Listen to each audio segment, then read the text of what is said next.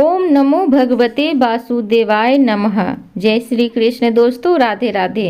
आप सबका स्वागत है आपका अपने YouTube चैनल पुष्पा शर्मा हिंदी कहानियाँ में। आज मैं आप सबको गुरुवार व्रत कथा को श्रवण कराऊंगी। आप सबसे निवेदन है कि कृपया वीडियो के अंत तक बने रहें और बड़ी ही श्रद्धा के साथ कथा को पूरी जरूर सुनिएगा, क्योंकि बृहस्पति देव की कथा को अधूरी कभी भी नहीं छोड़नी चाहिए। और हाँ, आप सबसे एक और निवेदन है कि कृपया वीडियो अच्छी लगे तो चैनल को लाइक शेयर सब्सक्राइब जरूर कर दें, क्योंकि आपके एक लाइक एक सब्सक्राइब से मुझे बहुत ही ज़्यादा मोटिवेशन मिलता है। तो चलिए कथा को प्रारंभ करते हैं। देवगुरु बृहस्पति को बुद्धि और शिक्षा का कारक माना जाता है। गुरुवार को बृहस्पति देव की पूजा करने से धन, विद्या, मान, सम्मान, प्रतिष्ठा और कई अन्य मनोवांछित फल की प्राप्ति होती है। धार्मिक ग्रंथों के अनुसार गुरुवार को भगवान बृहस्पति की पूजा का विधान है। गुरुवार के दिन व्रत और कथा सुनने से घर परिवार में सुख समृद्धि बनी रहती है। आइए जानते हैं गुरुवार व्रत कथा के बारे में। प्राचीन काल में एक ब्राह्मण रहता था। वह बहुत ही निर्धन था। उसके कोई संतान भी नहीं थी। उसकी स्त्री बहुत मलिनता के साथ रहती थी। वह स्नान न करती, किसी देवता का पूजन भी नहीं करती। इससे ब्राह्मण देवता बड़े ही दुखी थे। बेचारे बहुत कुछ करते थे, किंतु उसका कुछ परिणाम न निकला। भगवान की कृपा से ब्राह्मण की स्त्री के कन्या रूपी रत्न पैदा हुई।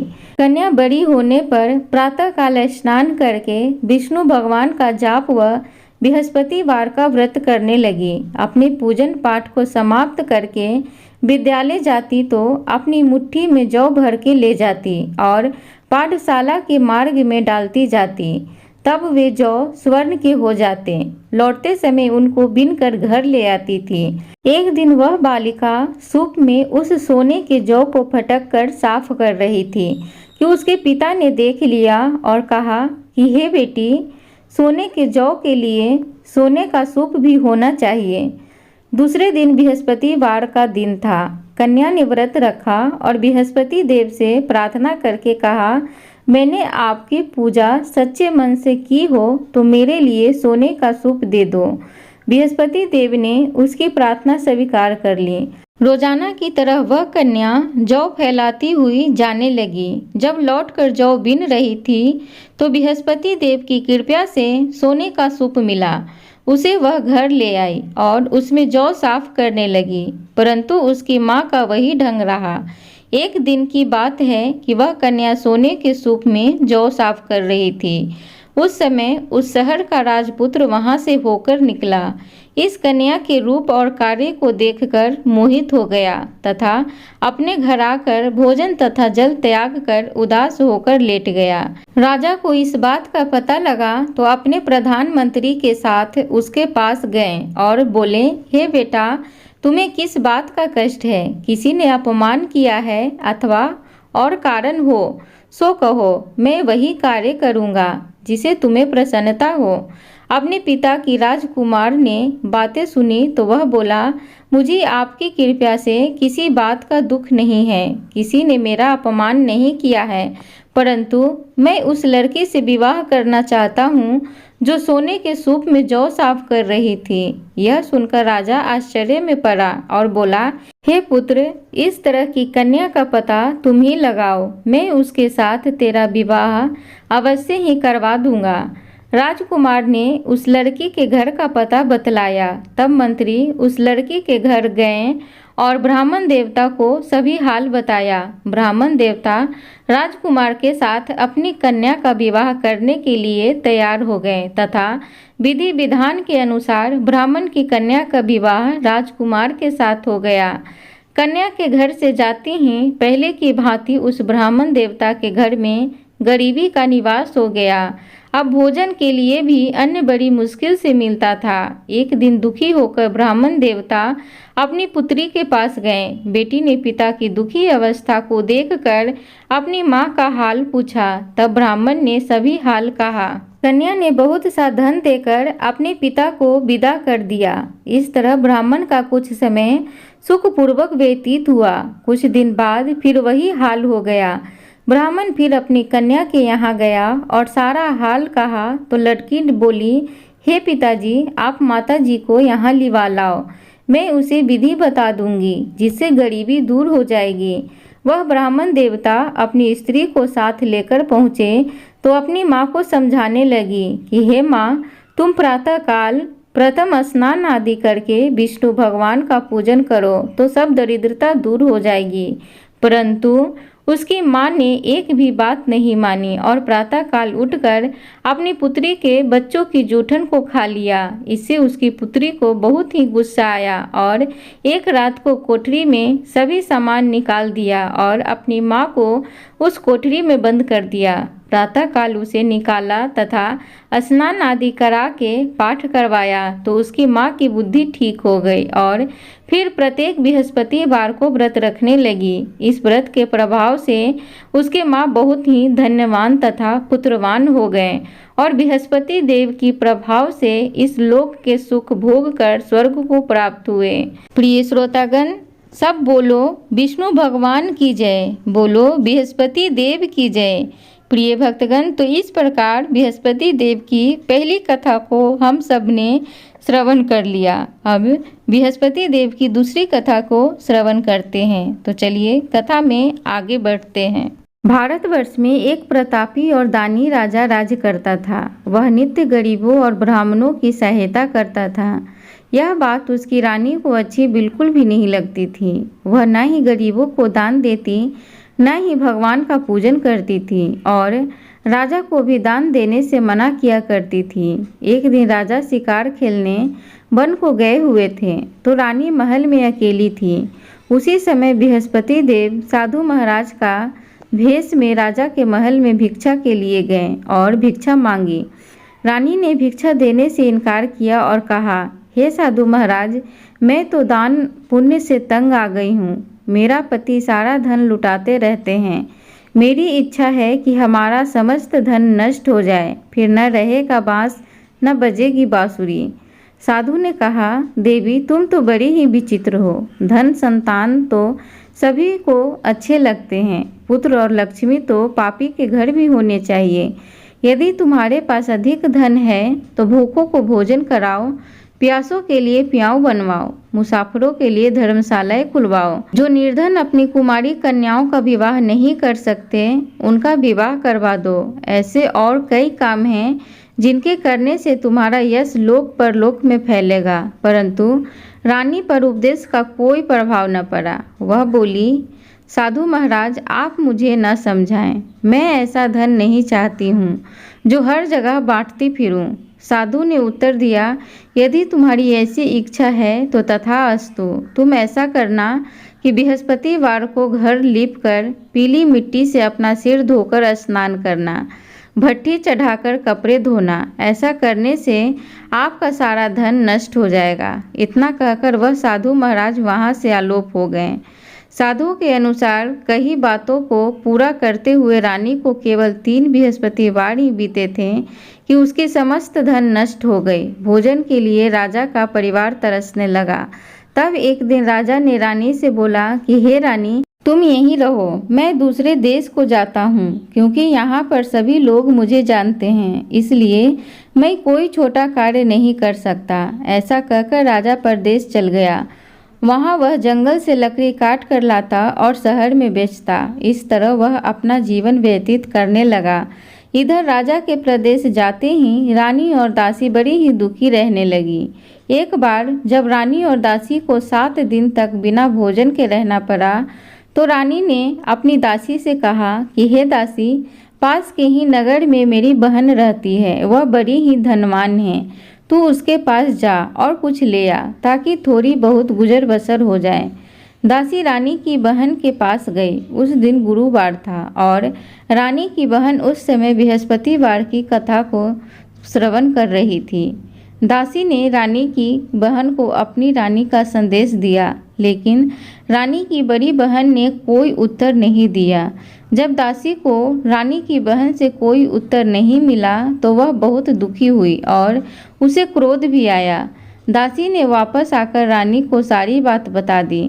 रानी ये सारी बातें सुनकर अपने भाग्य को कोसने लगी। उधर रानी की बहन ने सोचा कि मेरी बहन की दासी आई थी, परंतु मैं उससे नहीं बोली, इससे वह बहुत दुखी हुई होगी। कथा सुनकर और पूजन समाप्त करके वह अपनी बहन के घर आई और कहने लगी, हे बहन, मैं बृहस्पतिवार का व्रत कर रही थी। तुम्हारी दासी मेरे घर आई थी, परंतु जब तक कथा होती है तब तक न तो उठते हैं और न ही बोलते हैं, इसलिए मैं नहीं बोली। कहो दासी क्यों आई थी? रानी बोली, बहन तुमसे क्या छिपाऊं, हमारे घर में खाने तक को अनाज नहीं था। ऐसा कहते कहते रानी की आंखें भर आईं। उसने दासी समेत पिछले 7 दिनों से भूखे रहने तक की बात अपनी बहन को विस्तार पूर्वक सुना दी।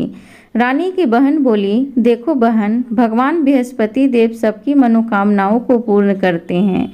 देखो शायद तुम्हारे घर में अनाज रखा हो। पहले तो रानी को विश्वास नहीं हुआ, पर बहन के आग्रह करने पर उसने अपनी दासी को अंदर भेजा तो उसमें सचमुच अनाज से भरा एक घड़ा मिल गया। यह देखकर दासी को बड़ी ही हैरानी हुई। दासी रानी से कहने लगी, हे रानी, जब हमको भोजन नहीं मिलता तो हम व्रत ही तो करते हैं, इसलिए क्यों ना इनसे व्रत और कथा की विधि पूछ ली जाए ताकि हम भी व्रत कर सकें। तब रानी ने अपनी बहन से बृहस्पतिवार व्रत के बारे में पूछा। उसकी बहन ने बताया, बृहस्पतिवार के व्रत में चने की दाल और मुनक्का से विष्णु भगवान का केले की जड़ में पूजन करें तथा दीपक जलाएं, व्रत कथा सुने और पीला भोजन ही करें।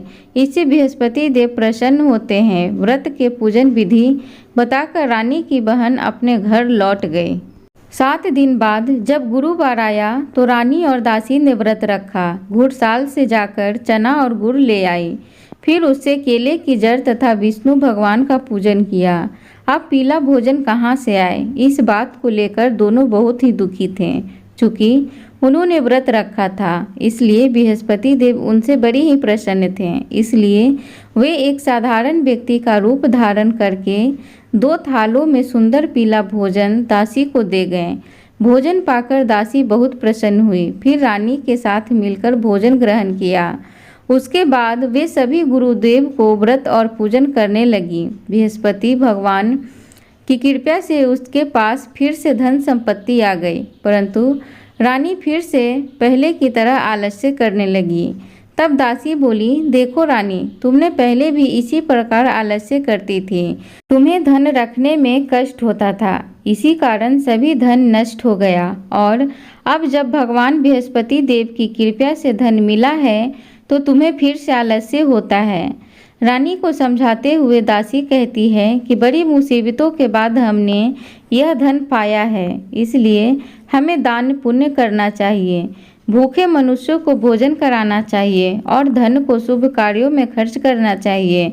इससे तुम्हारे कुल का यश बढ़ेगा, स्वर्ग की प्राप्ति होगी और पितृ प्रसन्न होंगे। दासी की यह बात मानकर रानी अपना धन शुभ कार्यों में खर्च करने लगी, जिससे पूरे नगर में उसका यश फैलने लगा। बृहस्पतिवार व्रत कथा के बाद श्रद्धा के साथ आरती की जानी चाहिए। इसके बाद प्रसाद बांटकर उसे ग्रहण करना चाहिए। एक दिन राजा दुखी होकर जंगल में एक पेड़ के नीचे आसन जमाकर बैठ गया। वह अपनी दशा को याद करके व्याकुल होने लगा। बृहस्पतिवार का दिन था। एकाएक उसने देखा कि निर्जन वन में एक साधु प्रकट हुए। वह साधु भेष में स्वयं बृहस्पति देवता थे। लकड़हारे के सामने आकर बोले, हे लकड़हारे, इस सुनसान जंगल में तू चिंता मगन क्यों बैठा है? लकड़हारे ने दोनों हाथ जोड़कर प्रणाम किया और उत्तर दिया, महात्मा जी, आप सब कुछ जानते हैं, मैं क्या कहूँ। यह कहकर रोने लगा और साधु को अपनी आत्मकथा सुनाई।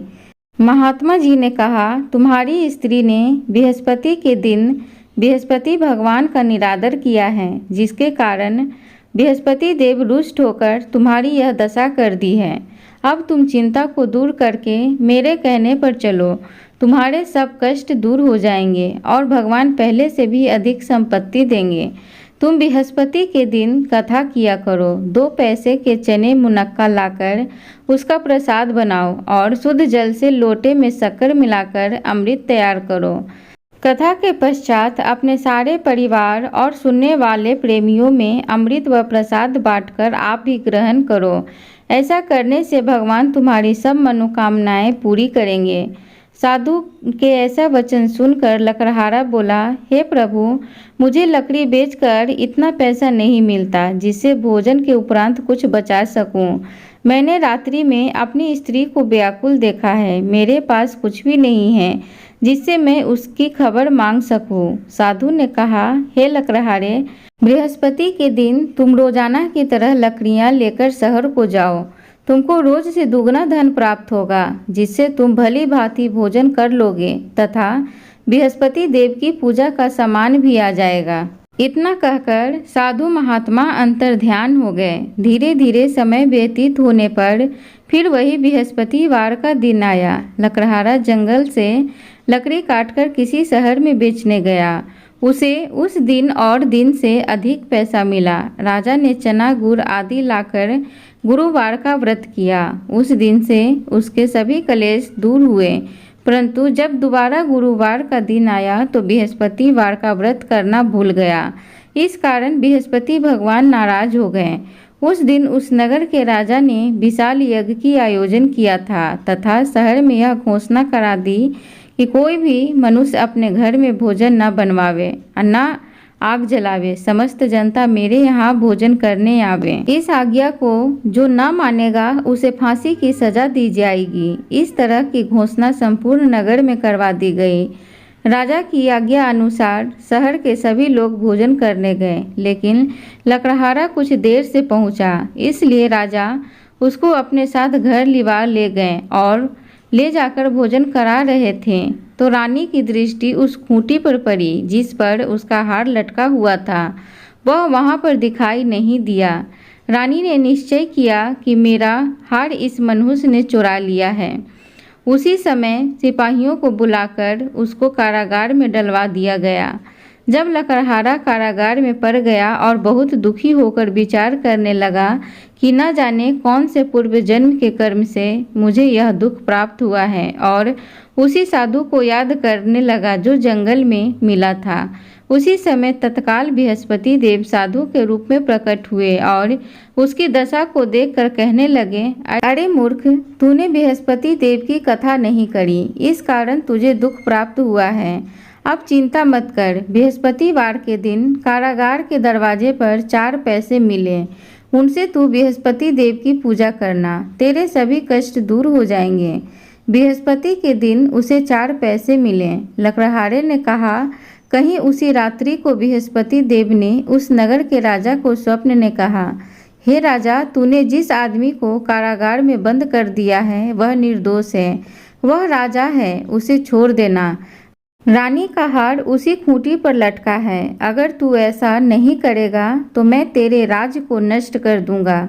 इस तरह रात्रि के स्वप्न को देखकर राजा प्रातः काल उठा और खूंटी पर हार देखकर लकड़हारे को बुलाकर क्षमा मांगी तथा लकड़हारे को योग्य सुंदर वस्त्र आभूषण देकर विदा किया। बृहस्पति देव की आज्ञा अनुसार लकड़हारा अपने नगर को चल दिया।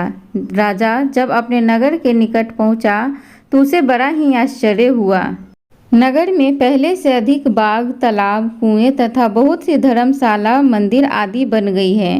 राजा ने पूछा, यह किसका बाग और धर्मशाला है? तब नगर के सब लोग कहने लगे, यह सब रानी और बादी के हैं।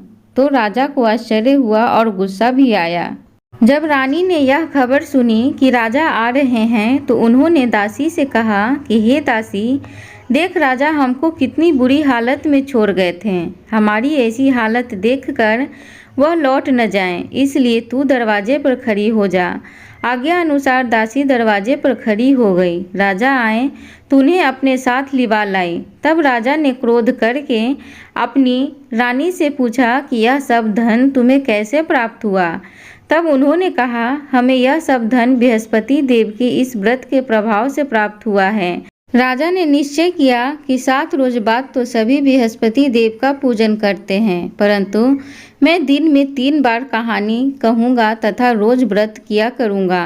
अब हर समय राजा के दुपट्टे में चने की दाल बंधी रहती तथा दिन में 3 बार कहानी कहता। एक रोज राजा ने विचार किया कि चलो अपनी बहन के यहाँ से हो आवें। इस तरह निश्चय करके राजा घोड़े पर सवार होकर अपनी बहन के यहाँ को चलने लगा।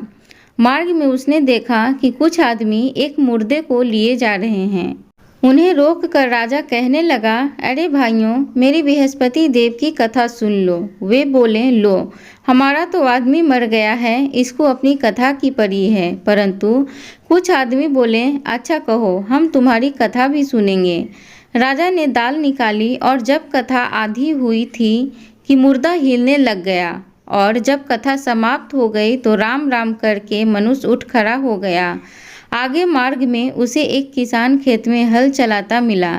राजा ने उसे देखा और उससे बोले, अरे भैया, तुम मेरी बृहस्पतिवार की कथा सुन लो। किसान बोला, जब तक मैं तेरी कथा सुनूंगा तब तक 4 हरैया जोत लूँगा। जा अपनी कथा किसी और को सुनाना। इस तरह राजा आगे चलने लगा। राजा के हटते ही बैल पछाड़ खाकर गिर गया तथा किसान के पेट में बड़ी जोर का दर्द होने लगा। उस समय उसकी माँ रोटी लेकर आई। उसने जब यह देखा तो अपने पुत्र से सब हाल पूछा और बेटे ने सभी हाल कह दिया। तो बुढ़िया दौड़ी दौड़ी उस घुड़सवार के पास गई और उससे बोली कि मैं तेरी कथा सुनूंगी, तू अपनी कथा मेरे खेत पर चलकर ही कहना।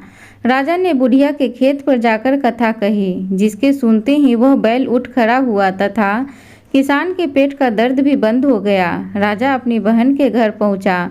बहन ने भाई की खूब मेहमानी की। दूसरे रोज प्रातःकाल राजा जगा तो वह देखने लगा कि सब लोग भोजन कर रहे हैं। राजा ने अपनी बहन से कहा, ऐसा कोई मनुष्य है जिसने भोजन नहीं किया हो, मेरी बृहस्पतिवार की कथा सुन ले। बहन बोली, हे भैया, यह देश ऐसा ही है, पहले लोग यहाँ भोजन करते हैं, बाद में अन्य काम करते हैं।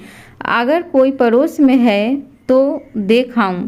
वह ऐसा कहकर देखने चली गई, परंतु उसे कोई ऐसा व्यक्ति नहीं मिला जिसने भोजन न किया हो। अतः वह एक कुम्हार के घर गई जिसका लड़का बीमार था। उसे मालूम हुआ कि उनके यहाँ 3 रोज से किसी ने भोजन नहीं किया है। रानी ने अपने भाई की कथा सुनने के लिए कुम्हार से कहा। वह तैयार हो गया।